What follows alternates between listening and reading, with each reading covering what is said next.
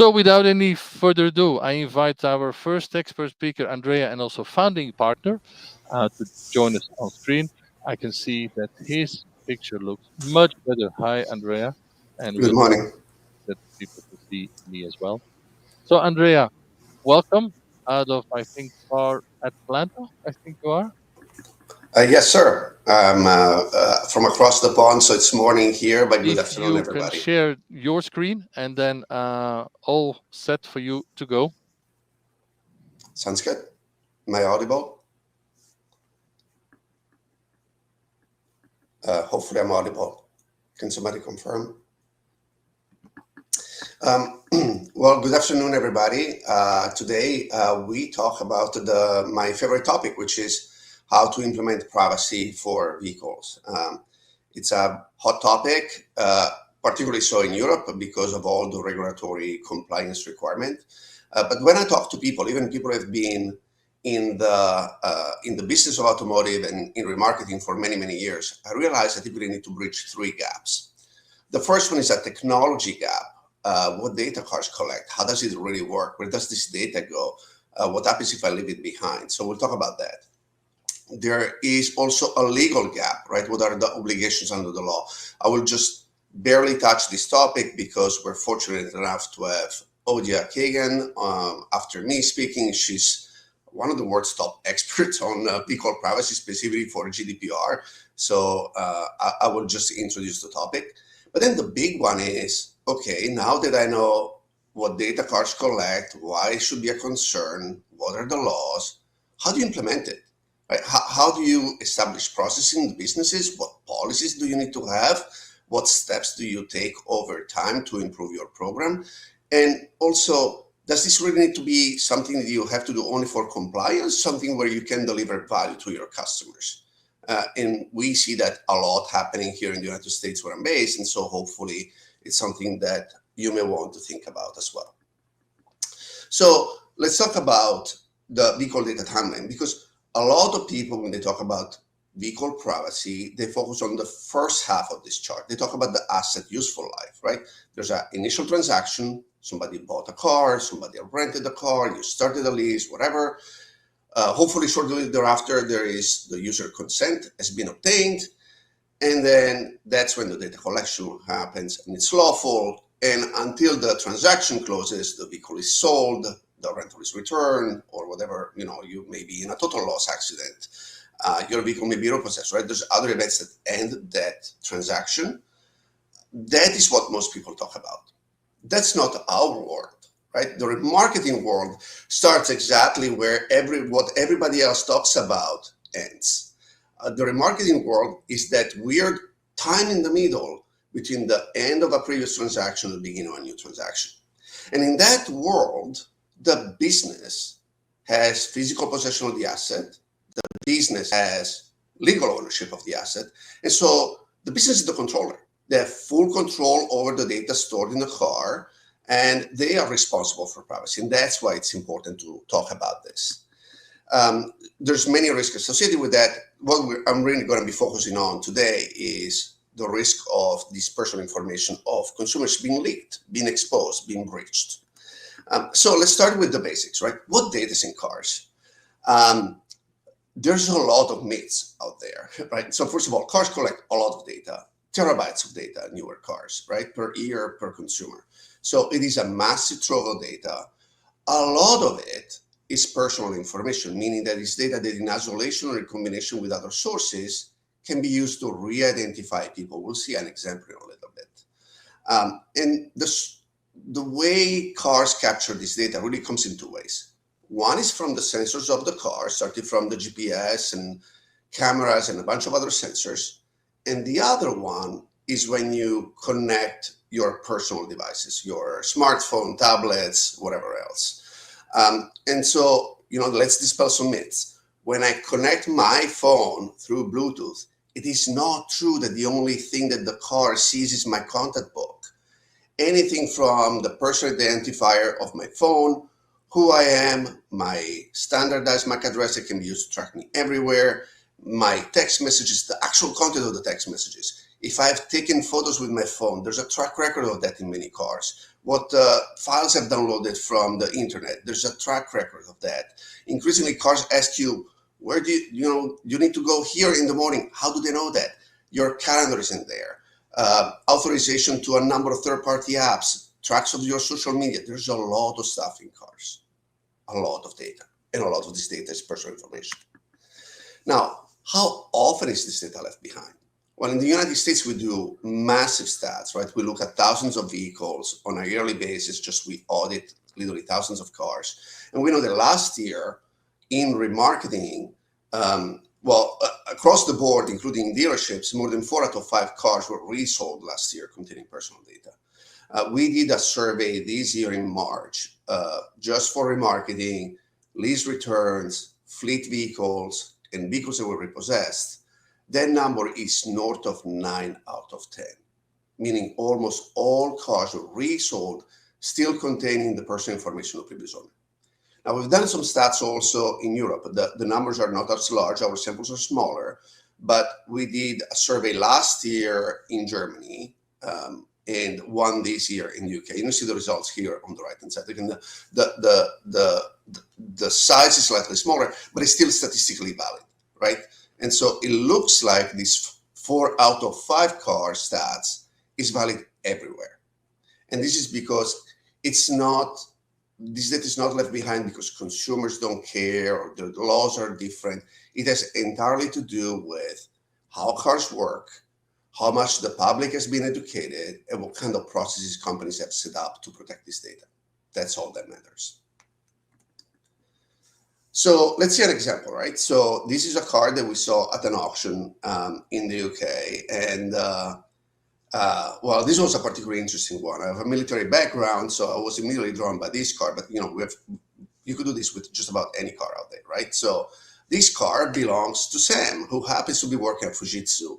Not just Fujitsu, but he specializes in military telecom systems and biometrics. Okay, so we know that because we know his home address. Actually, we know where his first home and his second home are. We know that he goes to work to the Fujitsu headquarters and to the special division that serves defense and national security. And then if you look at where this car has been, this car has been in a bunch of interesting places, right? The Ministry of Defense, a military research center. I now know from which satellite control Fujitsu controls the military satellites that have been put in orbit for the military in the UK. We see them going to a bunch of contractors and army places. There's also a couple of very odd places. For instance, this person goes a lot to this museum of military telecom. But if you look at the photo from the satellite, you see there's a bunch of other installations. I severely doubt that this person that is an expert in biometrics and defense and telecom systems really goes to the museum a lot. I wonder what else is going on in those installations.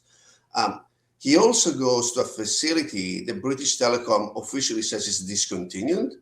It just so happened to be sitting on top of a big node of broadband in the UK. And that's where this person goes. So I'm now curious, I'd love to go and visit.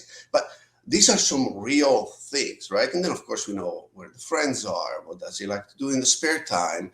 Other cars, we see people going to cancer centers and hospitals and dialysis centers and all of that, and where the kids are dropped off at schools and where they go for play dates.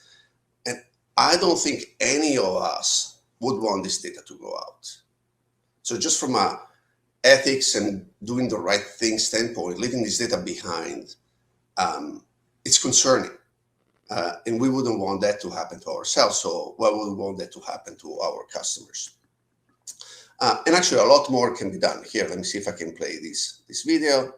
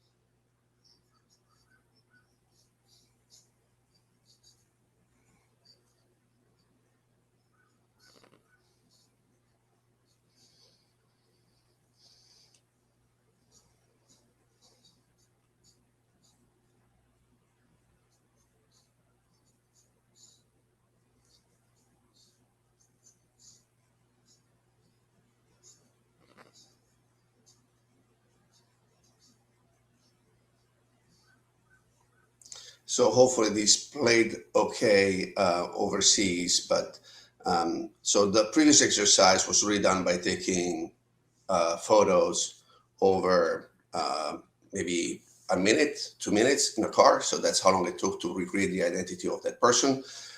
This exercise, which I responsibly disclosed to the auto manufacturers 4 years ago now, um, is something that takes, again, just a few minutes. I actually taught my daughter when she was 8 years old to read mom's text messages by hacking into the car, which I think is great parenting.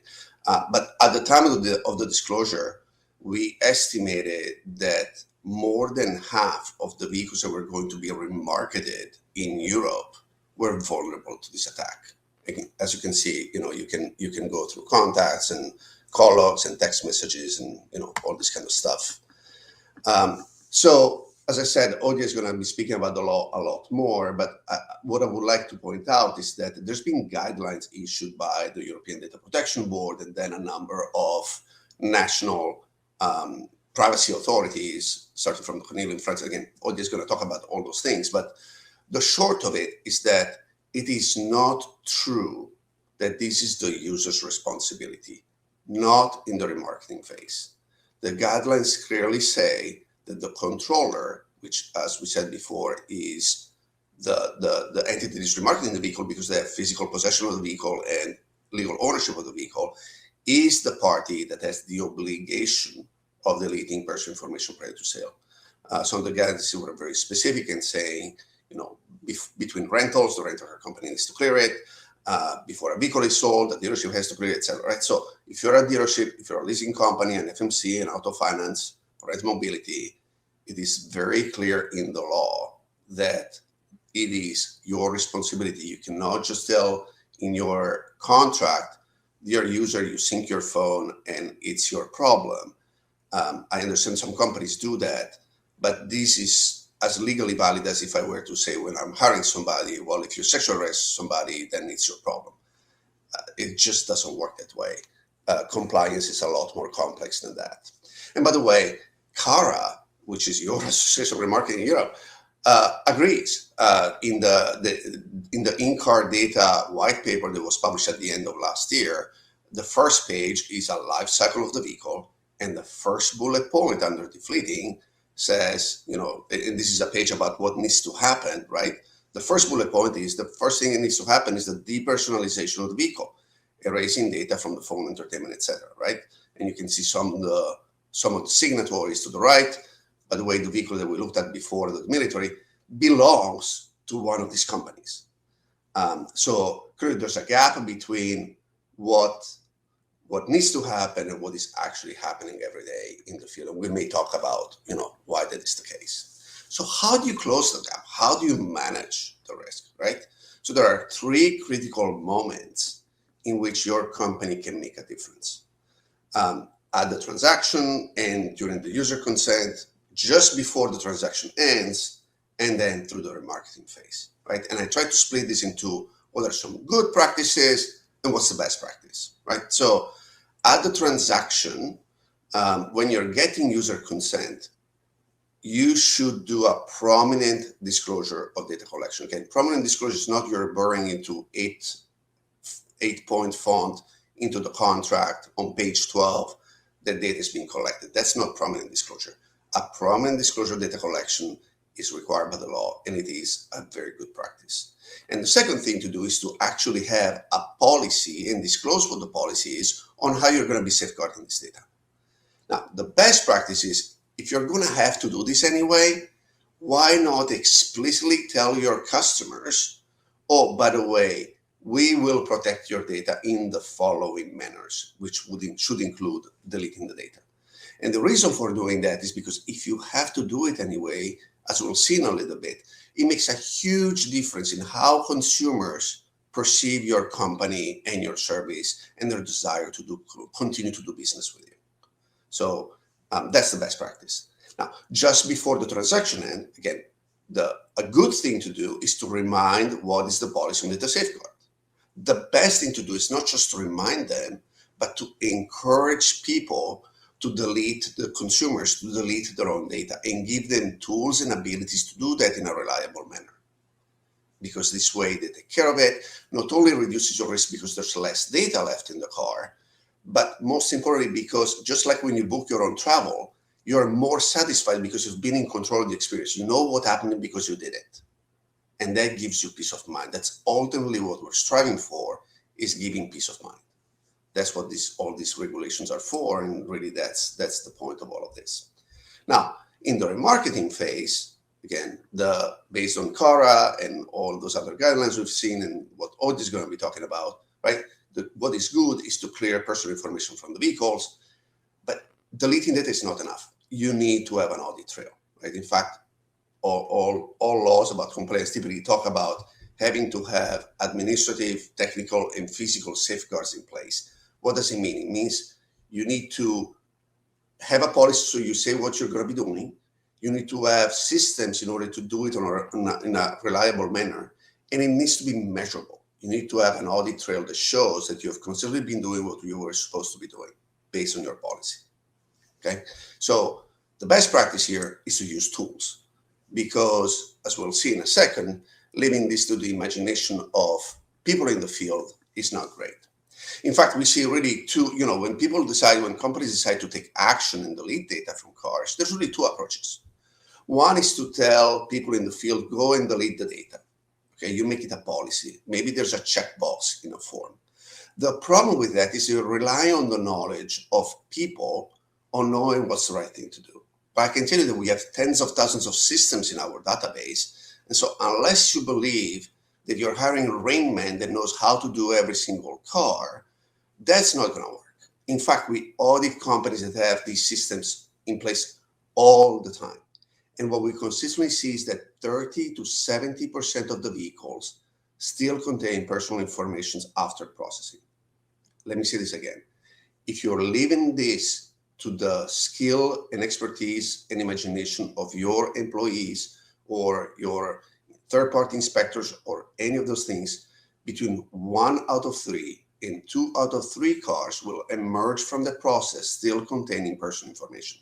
Plus, your record keeping is typically going to be not efficient and not effective. The alternative is to use a tool, okay? That's almost foolproof. Our error rates now are below 1%, for instance. And records are built by design and by default. Just like privacy should be by design and by default, you want your records to be by design and by default. Super detailed, and they really provide good protection to show that you've been doing what you said you were going to be doing.